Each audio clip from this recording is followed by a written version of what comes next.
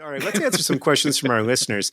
This first one comes from Mustafa, who says, Dear John and Hank, how far are we from the possibility of people's dying wishes being that they want to be buried on the moon or Mars instead of at sea? Bodies afar, Mustafa. Are you allowed to get buried at sea still? Is that a thing? I don't think they can stop you. If you have a boat and you can get out far enough. Yeah, if you get to international waters, I think it's your business. Yeah. Yep. I'd agree. And you're not making it back. If you're that far out, you're not making it back. There's lots of stuff that would happily take care of you. Yeah, exactly. Anyway, point being, that actually is a problem on the moon and Mars. Would be my argument. Is that right? You don't have a bunch of sharks on the moon to eat your dead body. Things happen. Like, I think that American flag is still up there, looking approximately like an American flag. It's probably pretty sun bleached at this point, but yeah. Point being, I think it might still be there. Sure, still there. Is it still there? Yeah, it's still there. It's probably not red, white, and blue anymore. Is all I'm saying. Where would it have gone, John? There's nowhere to go. It's the moon. This is a problem. If in space, you just keep being forever. Yeah. The only thing to degrade you is the sun. All right. Well, you're right. Lunar images have proven that the American flag planted during the Apollo missions are still standing on the moon. Take that, moon denialists. And Russia. Outlasted the Soviet Union, baby.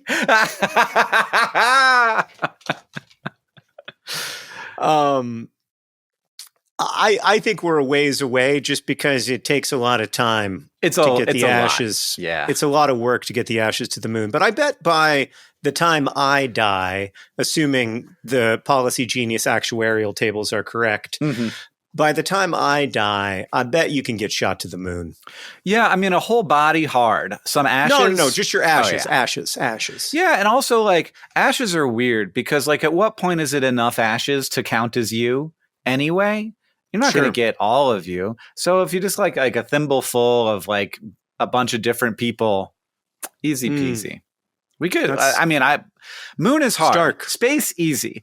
We could now probably start launching like I think we have of people into space. No, What? I think we have done that. That's not the hard part. The hard part is getting it all the way to a surface. Moon's hard. Yeah, Moon's a long way away, and then you got to Mars.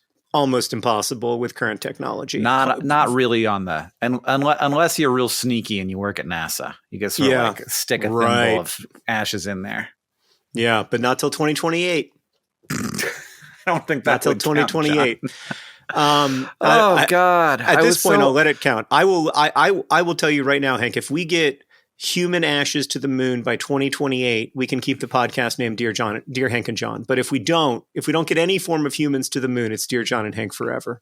Right. I am never taking a bet with you that would revert the name back to Dear Hank and John. You already did, or somebody did on your behalf. No, I didn't. I would never. It's too high stakes for me. I'd rather make financial bets with you. Dear John and Hank. I'm going to have to get used to that. Did you see my video today where I talk about how the world's going to be like in 100 years?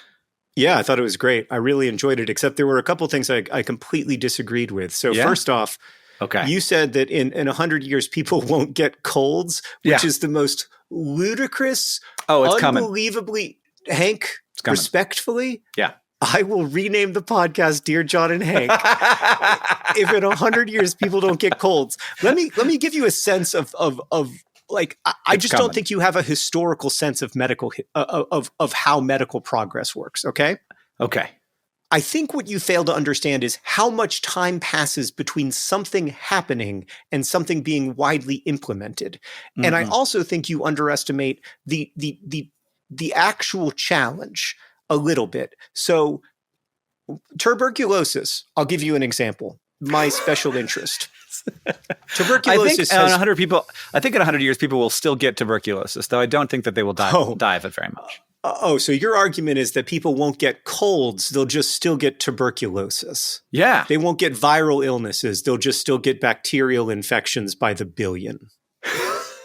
I didn't say billions, but I did. I think that the kind of thing that causes a rhinovirus is actually a solvable problem with nasal vaccines. And we will get broad spectrum nasal vaccines, and people with healthy immune systems will not get colds. That's what I think. But they'll still get the flu. I think that they probably also won't get the flu. I think that flu will also be unusual. They'll still get strep throat. I think they might still get strep throat. Yeah, I think that virus will be easier than bacteria. HIV will be cured. HIV will probably not be cured. I think that it's okay. All right. I'm actually coming around to your position now. If your position is just like people in the rich world won't get as many colds in 100 years, I agree. And I was very specific. But in the video, I was talking about America. I'm not talking about the world. Yeah. In the video, you were like, people aren't going to get sick in 100 years. And I was like, yes, they are. They're still going to get sick. And that's that. I also disagree with you, and we have to get back to what you want done with your body, because I think that's very important, and we've never discussed it before, and I'm fascinated to learn.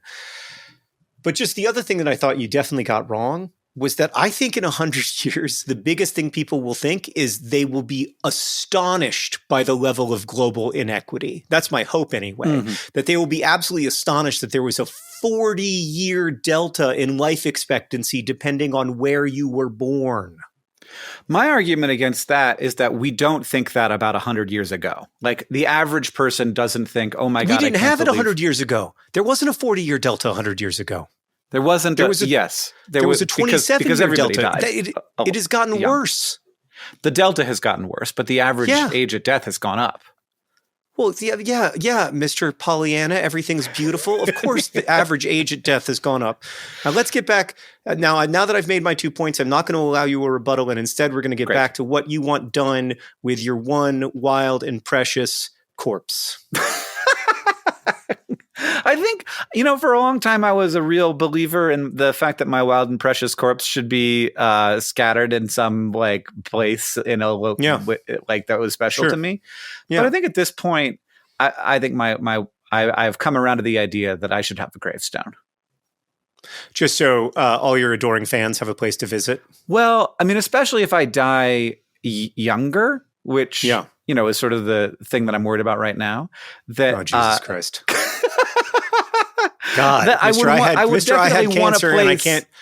I mean, talk about making cancer your whole identity, Hank. Now it's like, oh, I had cancer. You brought it up.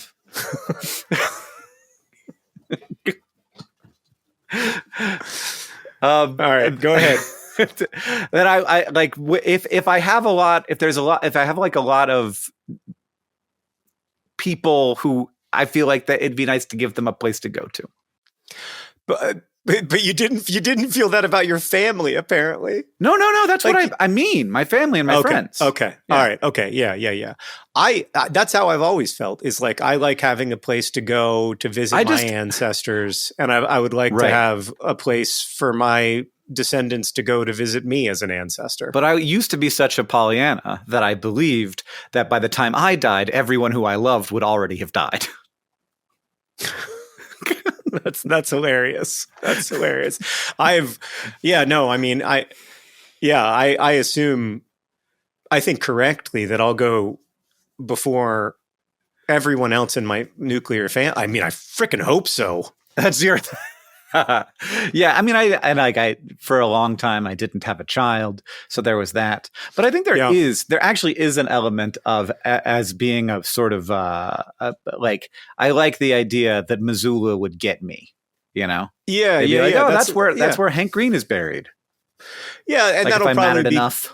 It's good press for 20 years usually. Yeah, Yeah. That's why it's so important to me to be buried at the very top of Crown Hill Cemetery, on top of the grave of James Whitcomb Riley. James Whitcomb Riley right here at the top of the hill, until they fill in that hill a little, make it the even taller hilliest hill in Indianapolis. Yep. And boom, right there, right on top of his corpse, my corpse. What if you were just like at the very end, but alive enough that you could just sort of dig your way in, sneak in, die in there, fill in it after you, and then everybody no one knows where John Green is, and everybody would though because they listen to the podcast. You know what my will actually says? Does it say? Oh yeah. Yours doesn't? I don't think so. Oh, I got a highly specific will. I get into all kinds of stuff. I don't leave you anything, by the way, in case you're wondering. I don't need anything. I know. That's what I figured. I might come over and take some stuff. There's like probably some. I'd like the beer sword. Anything of sentimental value, you're welcome to. Other than the beer sword, that's Henry's. No, I'm just kidding. You can take the beer sword if it's important to you. But no, I say like it's so James Whitcomb Riley to be buried at the very top of Crown Hill. Whoa, so fancy. Oh, he's on the hill with the fancy people and the billionaires. Don't do that with me. Bury me with the people. Because I'm a man of the people.